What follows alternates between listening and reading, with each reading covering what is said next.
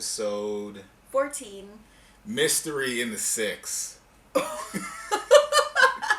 you go. Yes, and our first topic is... The vaccines, the new racism. Explain. What was my reasoning? Oh, because it's so hot right now. It's trending. It's like it divides. Right. It's dividing people. Right. Yes. So. Yes. So, back in the spring of 2020, the year that never ends, George Floyd got murdered. Everybody got woke. When I was playing Call of Duty, I had to sit through people putting out aggressive messages with passive emotions behind them of Black Lives Matter on my load screen. It was almost like I was being taught about like my own struggles. It was kind of weird. I think we spoke about it before. Mm-hmm. So now vaccines are the new, okay, this is the topic. It's the hill to die on. So I don't know. I feel like it's the current trending topic. Main issue. It's not even about COVID now. It's about the COVID vaccine. People like, fuck COVID. COVID's done now. We have a vaccine, but do we take it? Now, we've talked about it before. Yes. Just to finish my rant a little, when I think about the vaccines, and I think about all the people in my timelines that I see, like other Black people who are like, I ain't taking this, I ain't taking that, I ain't taking this, and it's becoming very noticeable that there's going to be a low penetration rate in the Black community across both sides of the border, and something to cause concern. But I also think there's a valid reason for it. But I'll let you jump in.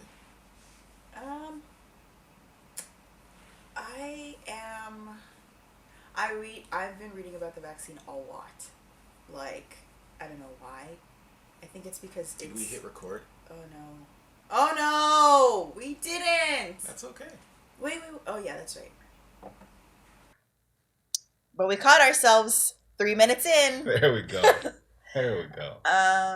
What I would say is I've been reading about vaccines a lot, and because I really want to find I don't know, I just feel like I want to know a lot about it because it's such a weird thing to have popped up so fast, and there's so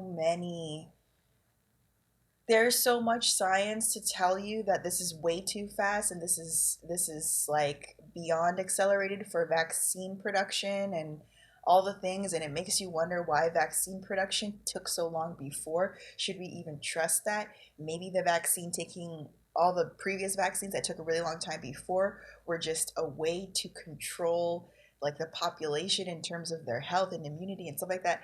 There's so many different angles that make you question what this vaccine is like now. So I don't know. I don't know if I would take it either. Now, I was more open to taking it before, but it's true. If it has a very high survival rate, especially for people in our age range. Yeah. If you're in good health, you don't normally get sick, you're not immunocompromised, you don't have pre-existing conditions or anything like that, I don't feel like I need to take it. I just had the aha moment, which I'm sure many have had maybe before me, but I think we'll eventually get to a point where those who want it to feel safe will have access to it, and those who feel safe without it will be allowed to move as they wish with the consequences that they accept. Just like the flu. Yeah. Because I haven't gotten vaccinated for the flu since I was in high school, when you were forced to. And ever since then, I wouldn't go. Not because I'm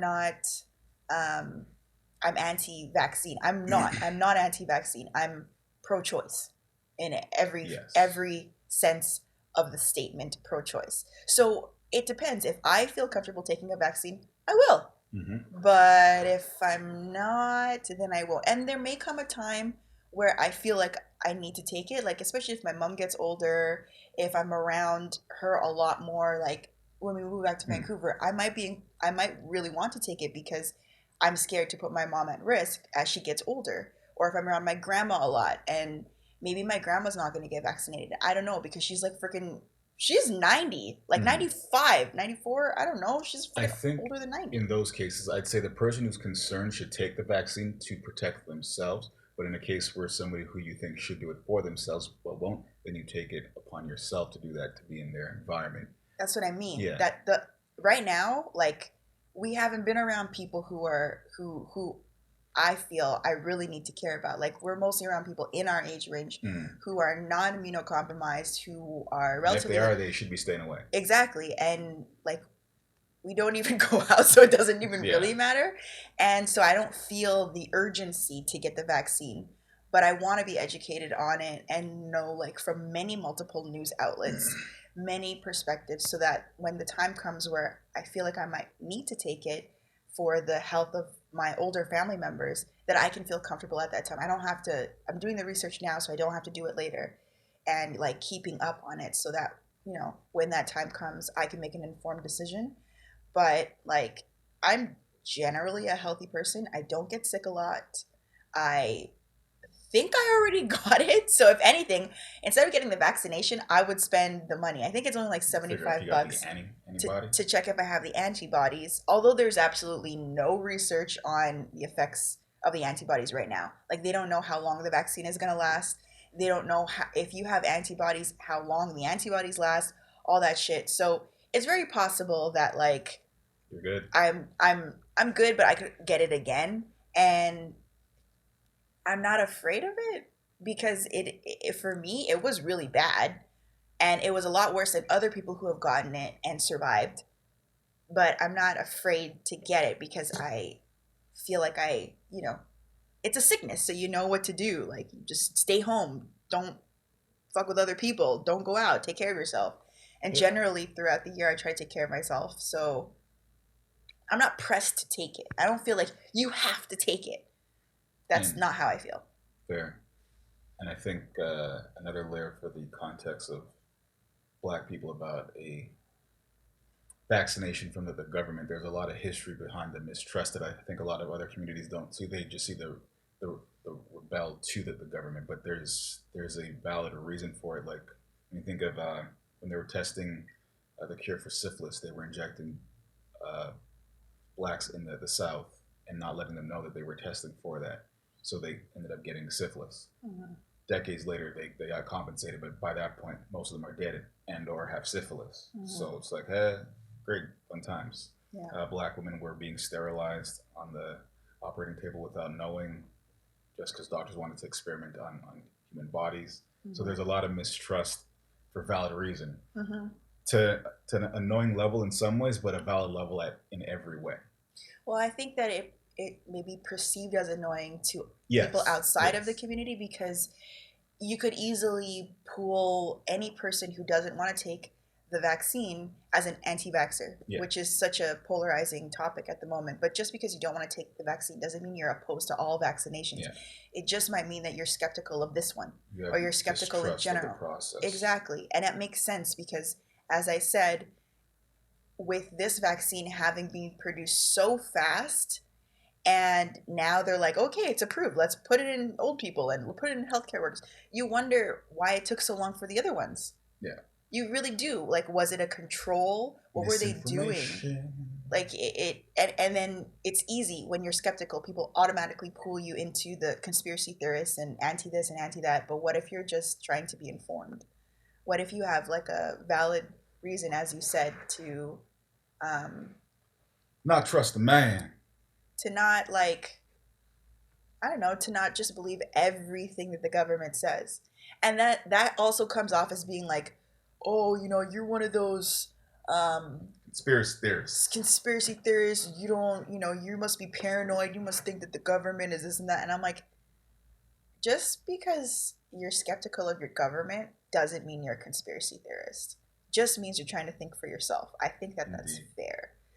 And it's not like I'm going around spreading, you know, fear and conspiracy and all that and making up theories and going, well, I think that this is the net. Like, I don't do that. I'm just questioning and trying to figure out what the government's doing, because as regular citizens, we have reason, like, it's reasonable for us to believe that the government could be fucking us at any time, because the government has fucked people over so many times, not just Black people. Well, majority Black people, but like every community, all people, with the fucking data when Yeah. the government was selling your data and you didn't even know, and it was like retrospective and it was for security. Like, fuck that. Good segue into What? CERB repayments. Yes. The government was spewing misinformation in the early months or the early weeks, saying to small businesses you can qualify according to certain rules, and they flipped the script on them after they had already applied and received money. CERB repayments. Mm-hmm. Can't trust the government. For those of us who got the money and get to keep the money and ain't got no letters, we love you, government. But you can't trust the government. I'm just, you can't trust them, boy. I don't know if I wouldn't go so far as to say you can't trust the government. I would say it's trust is a case by case basis. Yes. Yes. And it's hard to trust anything and anyone. But if you go on a case by case basis, you can build up proof that you can trust them.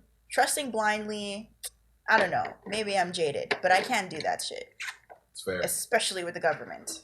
It's fair. Not that the government has ever really fucked me, so I have no reason to believe that I shouldn't trust them. But I have reason to believe because they fucked other people that they're tampered with. Fair. I saw a funny meme for the CERB repayments that have been making the rounds. I'm not sure if you've seen it. It's this black guy lip syncing to Tupac, "Dear Mama." What's the line where he says, "But you are appreciated"? Like, what's the last 4 bars of that verse? I was a Biggie fan. Likewise, but I think it's something like, "The plan is to show you that I appreciate," or something, and show you that I understand you are appreciated when CERB calls for the money, and then he just hangs up.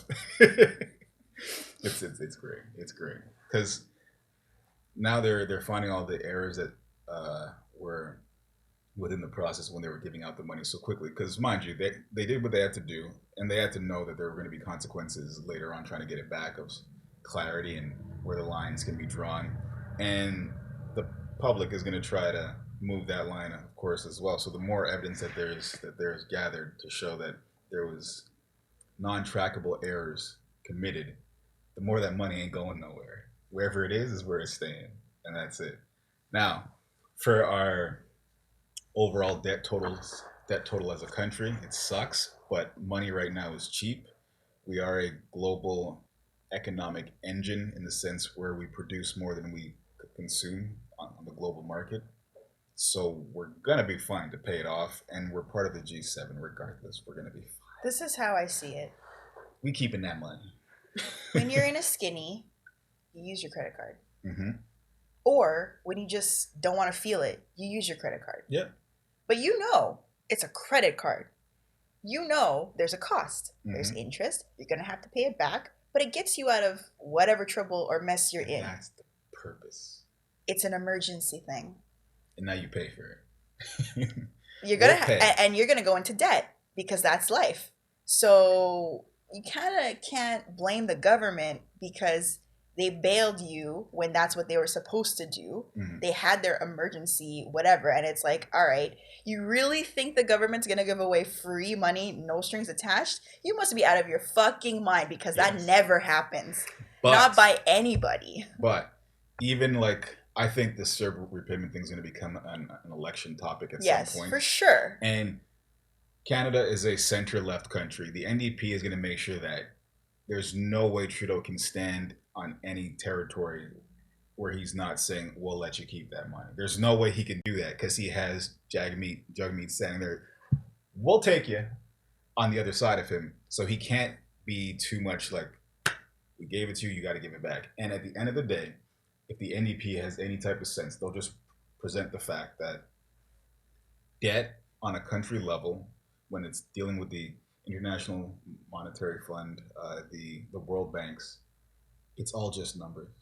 And all that really matters is your country's reputation for paying back debt over time. Not immediately, just over time. This debt will be stretched out for generations and generations. And the reality is we'll never feel it physically. The interest rates will always be reflective of the world global markets and our place in it.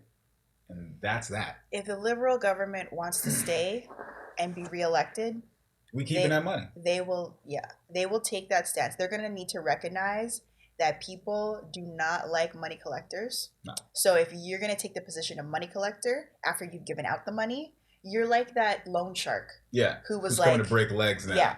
You ain't getting power again with that. No. And you're not going to get reelected. And Trudeau wants power. I think that's become the clearest thing. He wants power.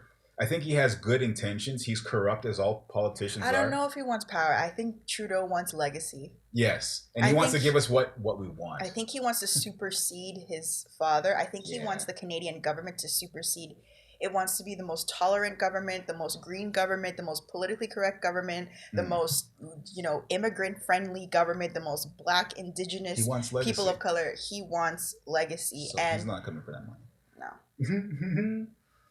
I'm rich, bitch! And people who get afraid, I understand, because it's your bag. You're like, ugh, I don't want to repay that shit. So it triggers you because money triggers people. But just trust.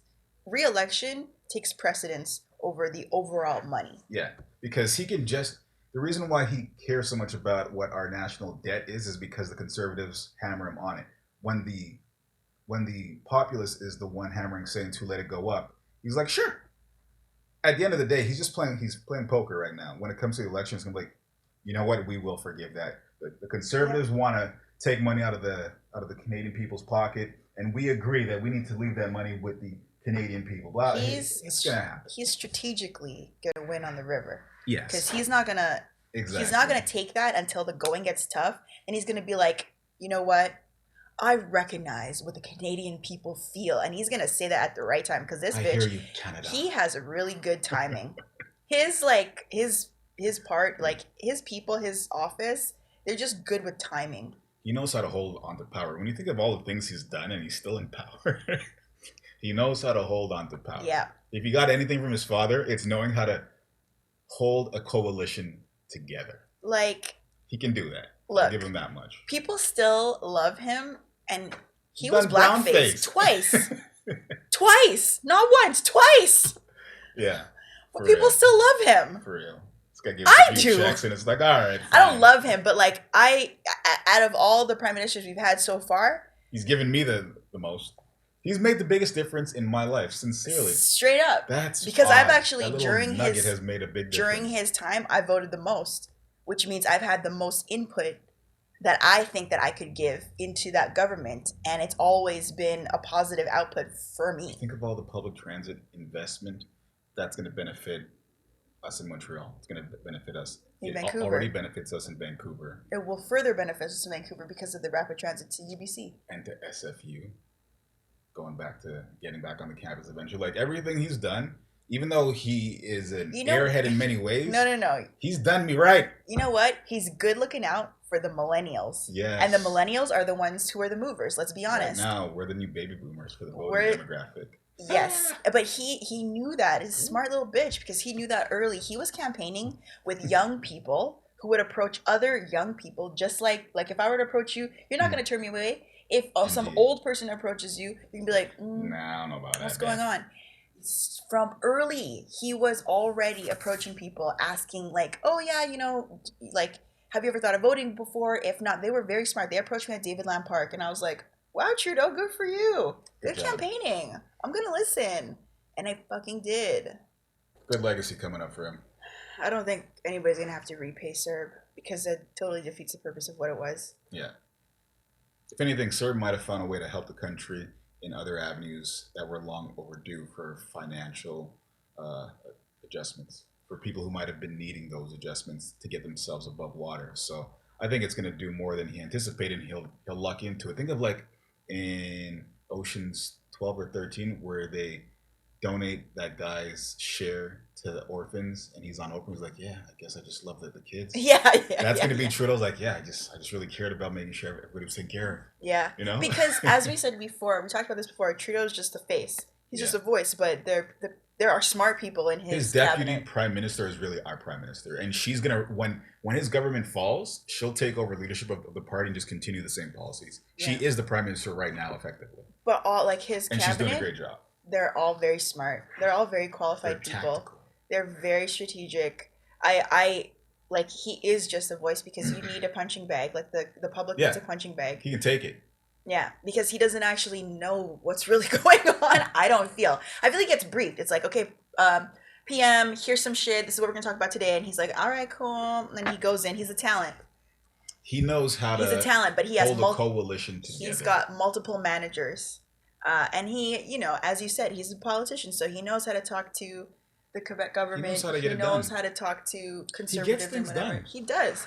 I He hate to gets say things it, done. like, Whether you like it or not, he gets things done. and in comparison to down south and what he's been doing really, really well, Just he's closing the managing. fucking border. Yeah. If he were to open the border, it doesn't matter what happened with CERB. It doesn't matter what happened anywhere else. He's done. True. So, You know what else is done? oh god. Canada Post and their delivery times. Fucking whack. But only okay, but like you feel that because you're a small business. I think everybody's feeling it. Like, we're feeling it, shipping stuff. Yeah, but that's like the only thing that I've shipped. Yeah, but everybody's got... Okay, you're telling me that not... You think of the typical Canadian family.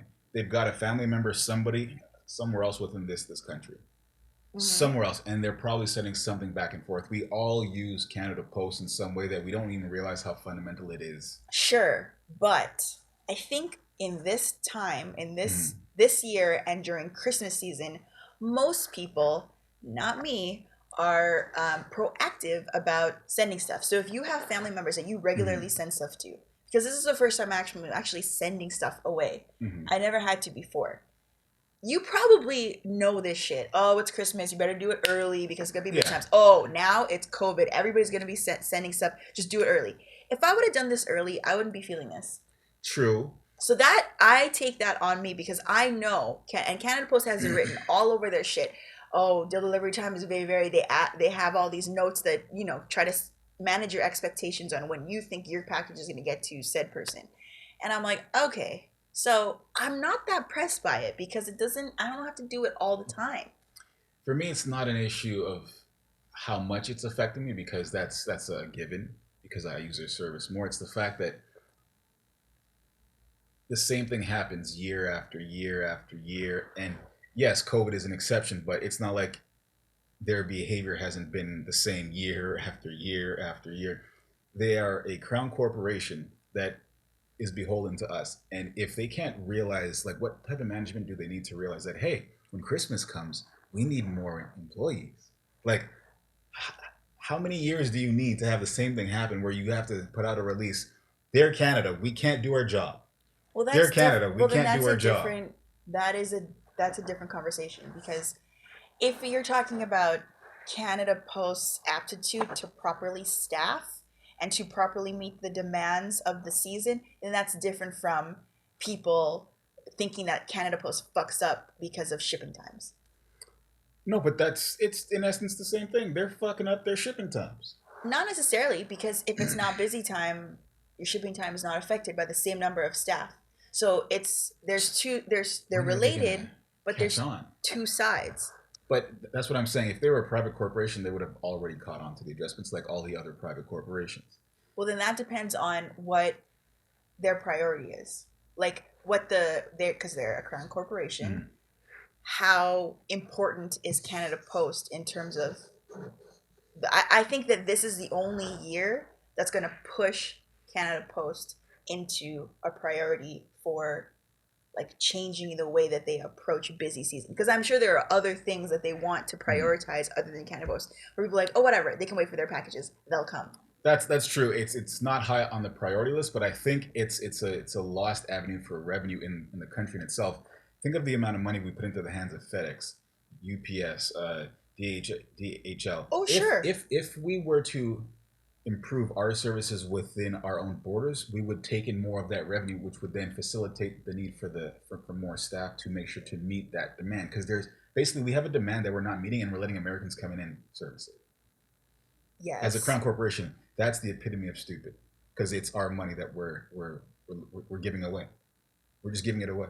It makes no sense. Right, but that depends, because where are most that's hard to make a concrete conclusion on, because we don't actually know. I don't personally know the stats on where Canadians spend their money online, or where Canadians, because if you're talking about shipments that Canadians ship to Canadians, then yeah, that's Canada Post. Yeah. But if most of the revenue from shipping is from companies that are not based in Canada that use other services that Canadians tend to engage with more, then you're shit out of luck because you don't actually know how much is Canada Post and how much is like third party non Canada Post. Like, I get what you're saying. That's for when we make purchases outside of our borders that have to be delivered within them. So that comes from DHL, that comes from the UPS, that comes from Amazon Prime, whoever they subcontract, whatever the case may be. But I think the vantage point of being a small business owner, when I get to the post office, I notice similar people showing up. I notice the same barrage of quantity of parcels being dropped off, and it's the small businesses in the country that I think they're being underestimated in terms of their needs and their impact on the economy. Well, there's way more shipping that occurs than I think people realize within the border, within the borders. Yes and no, because I think that it's a vantage point that you have, but it's also only one perspective. True. And at the volume at which other people, and also as a small business, you're manually doing this all yourself. Whereas other people who are maybe just like a step up in terms of how their business size, maybe they're a medium business, a medium to large business that ships, they probably have other processes in place that, you know, someone's not going to the post office themselves, writing all the labels themselves. Like there are more automated for the larger size of a business you are. There's more automation for you. Within Canada Post, they have the same process where you can manage it where they come to your locale and pick up the product at a scheduled time each week, but it's the same delay in processing when it gets to the processing center. The retrieval or handoff is never the issue with Canada Post. It's once it leaves you, good luck. I did see though, I saw a meme with, I don't know if you've seen it, but it's Drake hugging somebody and he's like, it's in God's hands. Exactly. And that's what is in God's hands. Once it leaves you, like the interaction between you and them is gold.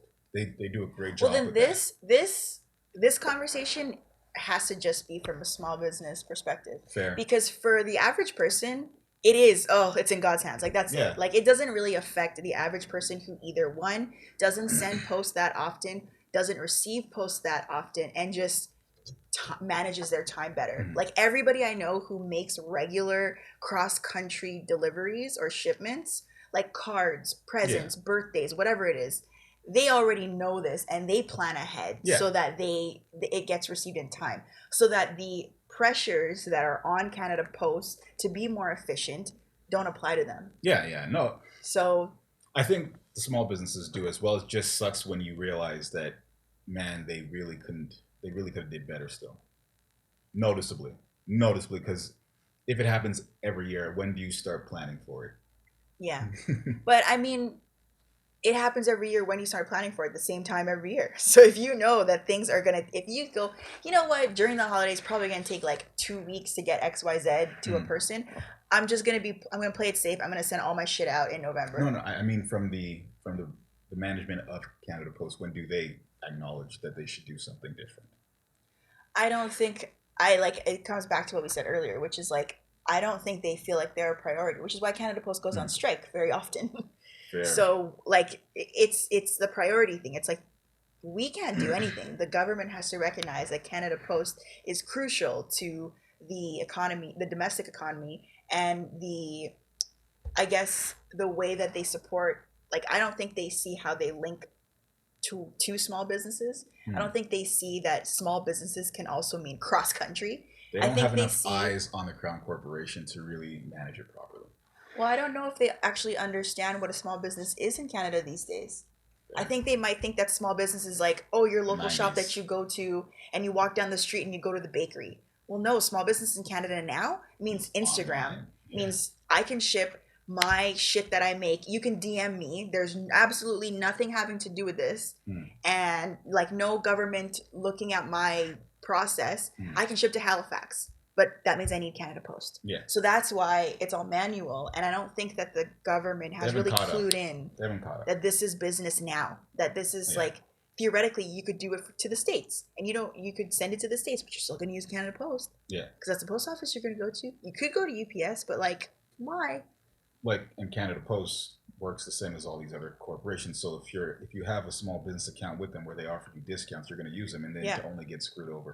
And there are more available locations of Canada Post than there are for UPS or Purolator or DHL. You got to go to the end of the earth, or FedEx. Like FedEx might have more, but even here, there's like a huge FedEx thing. So let's say you miss if you miss a delivery for Canada Post, you walk down the street and pick it up. Yeah. If you miss a delivery for anything else, you have to travel far and wide to the fucking factory or like the depot. Yeah. And it's like, oh, F my life. Indeed. So I think it's a failure on the government end to recognize that small business is changing, and it's not walk around the neighborhood and spend your money. It's spend money online and ship across the country.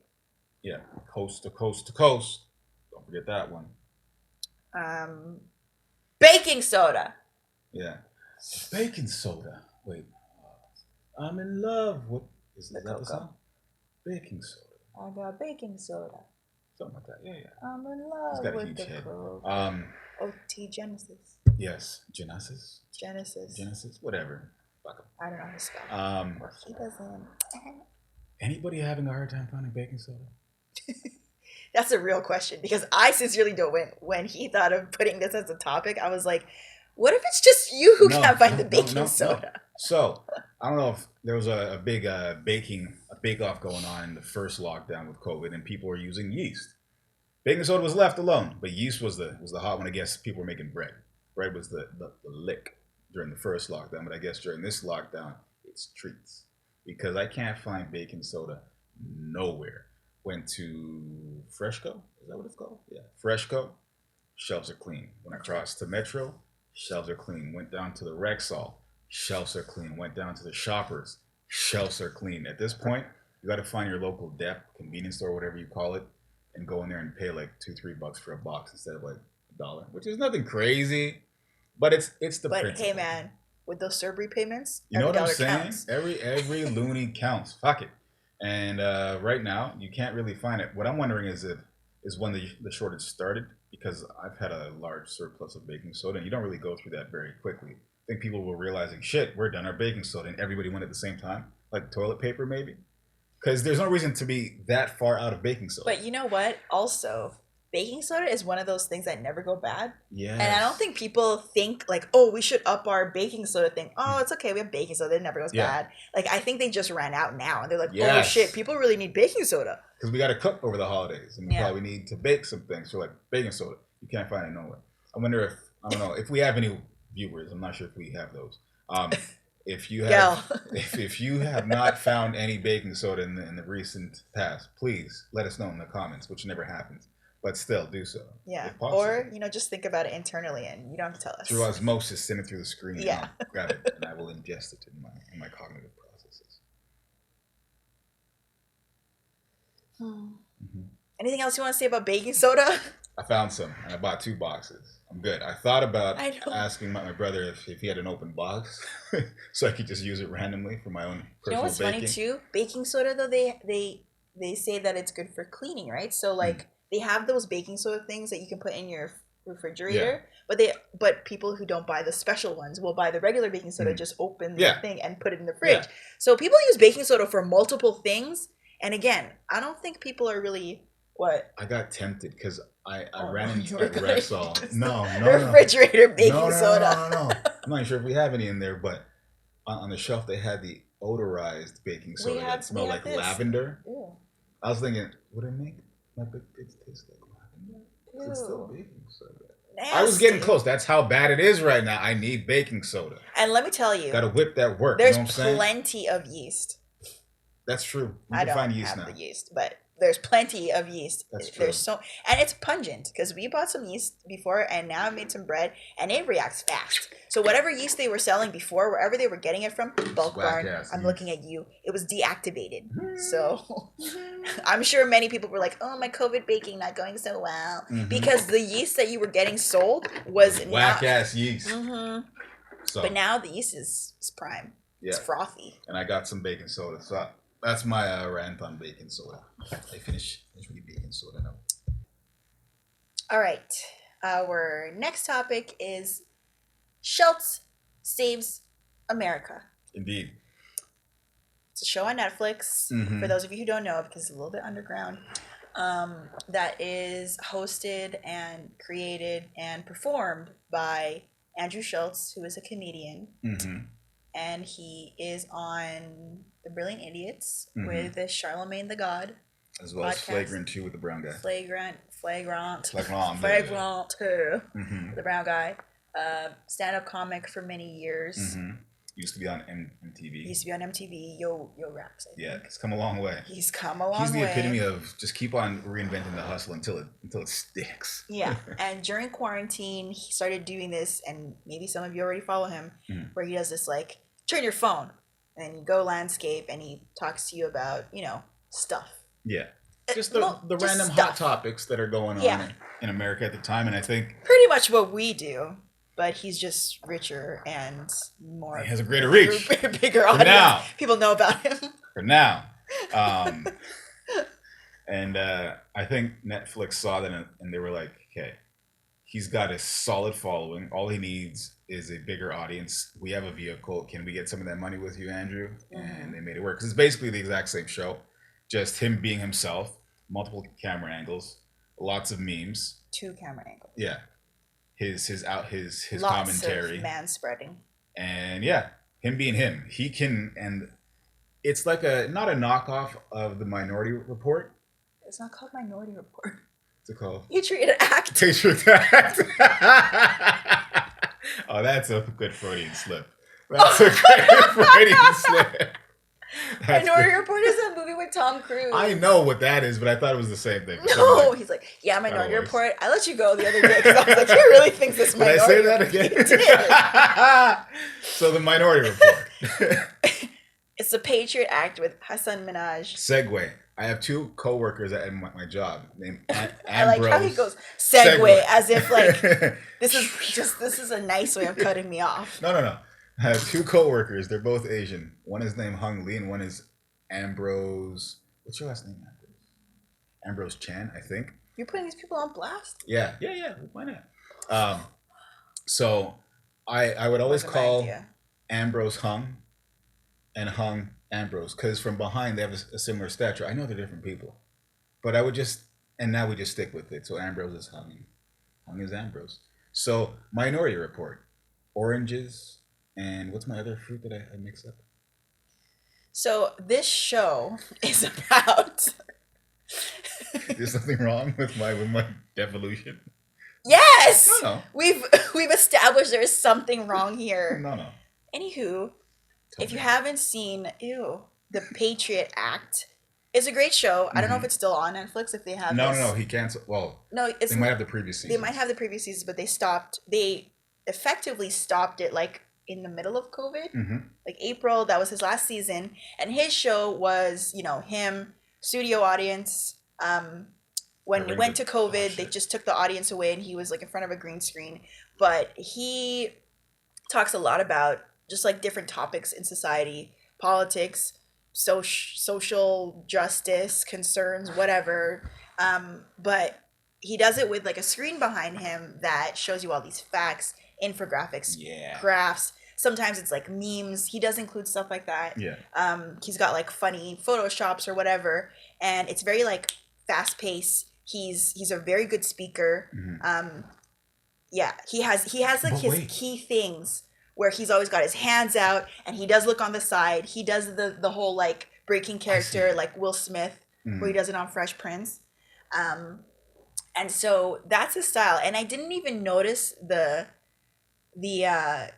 I guess the commonalities between the 2 shows for like until I saw all of Andrew Schulz's show. Yeah. On Netflix though, not on his Instagram. On his Instagram, I was like, oh, okay, cool. Schulz is saying his shit, talking his shit again. Schulz's show seems way more cost efficient to produce and easier to continue with, which is why I think Netflix was like, we have a slot for that. Mind you, that's what Hassan started to do during COVID, because it was just him and a green screen. Like True. it wasn't. They put that in after, so they could have kept it. I think it's because the time has come and he's doing other shit.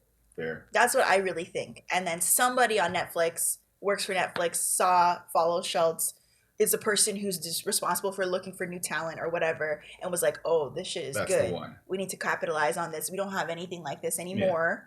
Because it's so much like Hassan's show, but it's just a different person speaking, like a different perspective. It's a different perspective and a different tone. Yeah. With the same structure, like same or style of disseminating info. Thank you. Yeah. My kneecap appreciates that. But yeah, his show, the main differences I see, apart from obviously who he is as a person, he's so much more not safe for work. Yeah. He's so much more like politically incorrect, unapologetically, like intentionally. I'd say he's more forcefully thought engaging.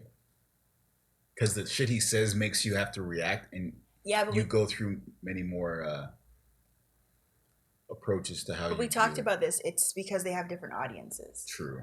So Schulz's audience kind of has to think a little harder. No offense, because it's just the way that he presents information is for, as you said, the common man, the average person, right? Who might not, and he's also white and he's a comedian, whereas Hassan is a brown comedian. He's speaking this way, whereas Andrew's speaking that way. Like they come from a different angle. Well, no, it's just that more white people will watch Andrew. Yeah. Like more people will watch Andrew because he's white. That's just the way it is. What I'm saying is he's speaking from the masses, whereas Hassan is speaking to the masses. Yes, but what I'm saying is when people are in Netflix trying to figure out what to watch, they're probably going to watch Andrew more than they would Hassan. Absolutely. So that's just it. Hassan's show is just that good that they got Emmys and that they got enough people watching it who are affluent. But Andrew's talking to a different crowd, and most people will know, oh, Schultz a comedian, he talks about ratchet shit, I'm gonna watch him, and then he goes off on like actual things, so the common man who probably doesn't engage can have an opinion.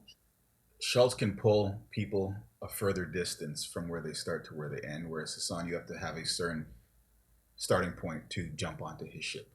Like you have to be able to engage in certain forms of thought process. Yes, you have to be a little bit more intelligent. That's a blunt way of putting it, yeah. But that's not to say that Andrew's not, because Andrew Schulz, I think, is very intelligent. But he does a greater job of reaching a more common man and pulling them further along the thought process. He's good at taking the duds and saying, listen, buddy, this is what you have to know. Yeah. If you want to sound smart, here's what you have to know. So, but I think Schulz is a smart dude. Like very I do. Smart. I think he's very smart. That's not like me saying that the audience of Hassan is more intelligent. I can't actually confirm that. I just think that if you're scrolling through Netflix in that setting and you're trying to decide what to watch, if you're choosing the Patriot Act, it's because you are at a certain level of thought. Because you're interested in certain things. Whereas if you're going through and you're seeing Schulz, it's like, what's this? You're like, yeah, man. You could be totally baked and watch it. Shit. Yeah. Yeah, right? And still get something out of it. So I like it. It's a good show. I've been looking at the comments in his Instagram because I'm just curious to know what people say. And I don't know if you have been looking at his shit, but some people are like, yeah, this is awesome, who are already Schulz fans. And then like new people who are coming in will say, dude, you talk too fast. I can't keep up, because he's fast. Yeah. Like Hassan's fast, but he knows his like cadence. Yeah. There are times when he stops so that you can think about it. There are times so think about it. When he'll stop so that you can see what's on his screen behind him or whatever he's looking at, so you can follow along. So he has, and his show is not as short as Schultz's. No. It's maybe like about the same. It's like 20, 25 minutes, 30 minutes. It's about the same. But Schulz is just like rapid fire. Let's get just shit going. If you pause if you have to. Like, so a lot of the comments that I've been seeing is just, it's so fast moving. Maybe he'll adjust a little, but I don't see it fitting with him. But that's a style, so it's it doesn't like taking matter. a down south rapper and trying to put them on an East Coast beat. They just don't match. I mean, it's not that he asked for that feedback. It's just like what people are saying is what I'm noticing is that it's just fast. Mm-hmm. But generally, most people like it. I like it. I do too. All right. Well, we're on our 6th topic, which is pretty awesome. Lockdown squared. Lockdown again. Or what? When you do this, I really think of JoJo when she goes her song with Bow Wow. Anyways, this is our second. Well, no, this is our 3rd lockdown because they've extended it. Yeah. They've extended it in Toronto past December 21st. Mm-hmm. And how's it going for you? It's going. Lockdown sucks. How you doing?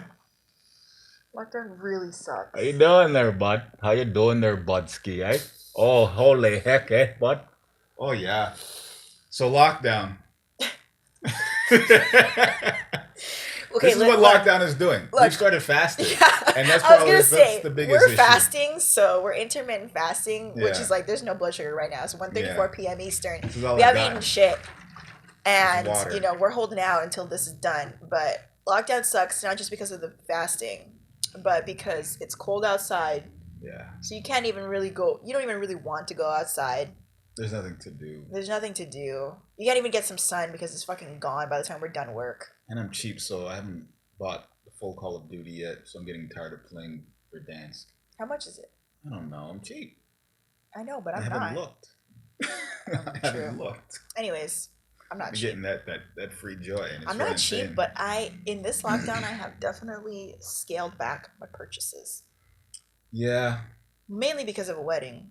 Yeah. But also because what is there? I already bought everything in the first lockdown. I've decided to engage more so in the social media aspect of treats and treats for lockdown number 2.3. 3.2. Whatever it is. 3.0. I'm trying to find new outlets and avenues. School is done for the break, and we're going to get an extra week off before we have to go back to classes. I'm excited for a break. I've been this excited for a break in a long ass time because I usually work during the holidays and don't do anything, and usually my family goes away, but this time I'm away from my family, so I'm excited for a break to not work, because ever since I got a job, which this is the difference in this lockdown, is that we are employed. So that's great. We got to make a new website. Yeah, a new website. Treats. Oh my gosh, yeah, that's true. I did volunteer myself. Mm-hmm. But 3.0. it's very, I don't know. This lockdown is so much more drab. Yeah. Oh, I can't wait for hockey. It's starting back up. They finally announced that they have an agreement. They're gonna go through ratifying right now. We're holding out for BC as the last jurisdiction. When should the season start? When should games start? January 13. Oh, it's so far. I can hold on because there's so much news now, and then we're gonna have our Winter Classic draft for the first time. It's gonna be great. But the thing is, it's what are you gonna do until then?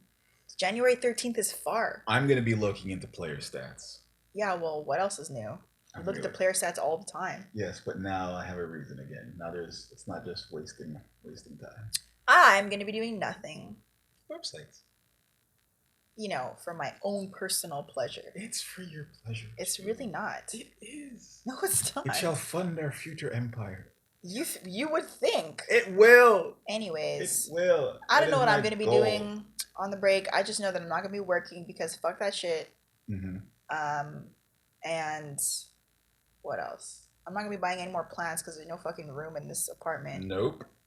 And hopefully you won't be buying any more studio equipment because your studio's made. I'm good. And I just gotta find time to actually record. I guess I'll just be cooking again. What else is new? I don't mind. My gut and my breast don't mind. My mind minds, but that's another story. I don't know. Maybe I'll start exercising. Go for it. Because my back fucking hurts and I can't do Cairo until I get my benefits. I'm gonna start reserving ice time at the outdoor rinks and get myself out there and get some hockey in. I'm gonna go with you, but not to play. Fair. I'm just gonna go with you so that I can, walk around the block. ODR life. ODR life. So that's just it about lockdown. Yeah, it's the wrap. IG giveaway. Aggressive.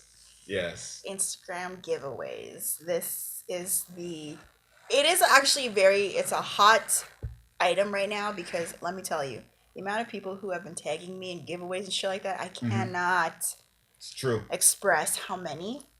And I don't mind because it's like, yo, go ahead, get yours. I don't have to engage. Indeed. But I have never won anything on Instagram. I have entered maybe like two this year. That's like the most I've never entered in Instagram stories until this COVID year. Instagram contests. I think I said stories. I didn't realize how copious they were and ubiquitous. How they're everywhere. Have they always been this consistent and I just haven't been paying attention? Because it's like, unless you have a contest, you have a contest, you have a unless contest. you work in it, and like, because I used to work in digital marketing, I used to run Instagram contests like, I don't know, 8 years ago when I worked for the gym. Or no, let's be honest, I ran a lot of contests online. And Instagram contests have always been before like such a drag because you have to count them. But now there are these nifty tools made by all these young people that just randomly select your winner and do it for you. Whippersnappers. But Shout out to Pure Luck X on finding that. Good job, E-Man. Much appreciated. Yes. It was a great contest. But like back in my day, you had to do it manually because they didn't have those tools. And the thing is about Instagram contests, they're, from a strategic standpoint, they're very good because you get a lot of engagement, you get a lot of awareness. People will follow you because people love free shit. So if your prize is good and they want it from you, they're going to enter. You're going to build your following. It almost costs nothing for a brand to do it because it's just manpower. It's just like, hey, do this thing, promote it, whatever. But in terms of the actual thing you give away, as long as it's good, you're going to get plenty of people to engage with you. Yeah, I think moving forward, I'm going to do a contest each month. Yeah. Because one, the cost for me to produce what I'm giving is significantly lower than its monetary value. So the winner gets something of value to them because they're only means to access the goods. And I acquire more followers, more engagement, and the more people who get to try the stuff, the more there will be orders. Bottom line. If you taste it, you will buy. Pretty confident about that. So I ran a IG giveaway with Toronto Dates, I think it was. Toronto Date Ideas. Then with Crave the Six, trying to build up that brand recognition here in Toronto, and it's definitely showing promise. Majority of sales are now coming out of Ontario versus BC, which is amazing considering this is the first year really of putting focus in Ontario, and BC's been the home base. And then after that, shifted a little bit east to hit the rest of central Canada. Finally brought the brand home. It felt like a homecoming in a weird way, in a very weird way, because all the people who were engaging were people that I've grown up with and known, but had no idea that this is what I do at this point. And some of my friends, thank you. Indeed, it was the first contest I've been a part of that was really coast to coast to coast, and it was for something that I was offering. So it was a cool process of getting. What third coast are you referring to? The North Coast. You get people from the Northwest Territories? None of it. Really? Yeah. Rankin Inlet. None of it. Consistent orders. Oh, I thought you meant in the contest. No, but in general, like it's open to all. I try to respect that third coast since they definitely respect the brand, so I try to keep them in mind, if ever. Inclusivity. Indeed, and this contest was ran with a friend of mine from Montreal. There's a clothing line called Pure Luck X. He does phenomenal stuff. I am a fan and I admire his hustle and his work ethic and the products that he creates. He's passionate, and I was like, why aren't we doing something together? I wanted to enter the contest, but he said that if I won, I wouldn't get it. Yeah, employees can't win. Yeah, I don't want to win this stuff. I want to win the Pure Luck X stuff. Well, that's okay. If you can run a contest, you could enter that. And yeah, it was a hidden gift because we were initially trying to run some contests with blog TO, but they're still a little backwards with their cannabis advertising because they're still afraid of getting slapped on the hands, even though it's legal. But I digress once more. So we actually worked on other smaller influencers, and it ended up being a better process, I think, because it brought up a lot of brand awareness, and I got to do something with a friend of mine to show people that we grew up with our two strong, thriving businesses being able to do something good during the holidays, and it's all us. It was really, it gave me a lot of pride now that I look back upon it. It was fun. It was fun. Fun fact, not fact. Well, it is a fact. Um, when you run IG contests, they're only really for awareness. You can't expect to build revenue out of it. So, in my experience, companies, small businesses, medium, big businesses, even, if you invest in community building, which a lot of people think is easy or dumb or not revenue driving, the money will come. Eventually. If you put the all of your effort into building a community that is loyal to your brand and your product, and they love your, and you obviously have to have a good product or service. Once you build that community, you're always in conversation. So even if people don't necessarily buy from you or engage with you, they know about you, therefore they can refer you and you don't even know.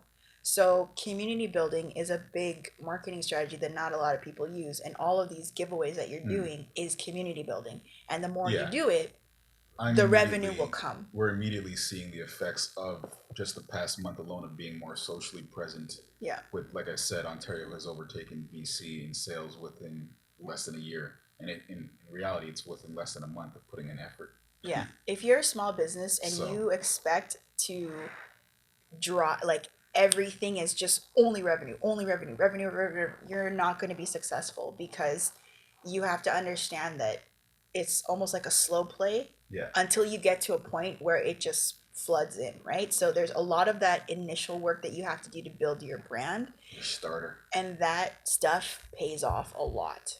So I feel like the more people who know about you in Toronto, it's just the money will come. Yeah. The money is coming. Yeah, exactly. Which is good because it's needed. Wedding, it's needed.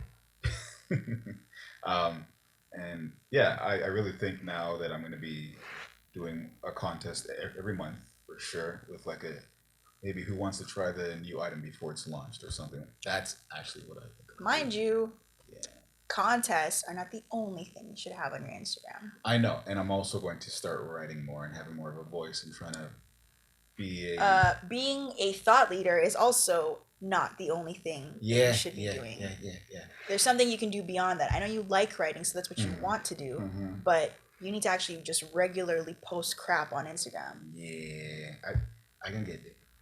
Which there's schedulers for that, so you don't have to. Gotta accumulate the content first and then disseminate it over a scheduled period.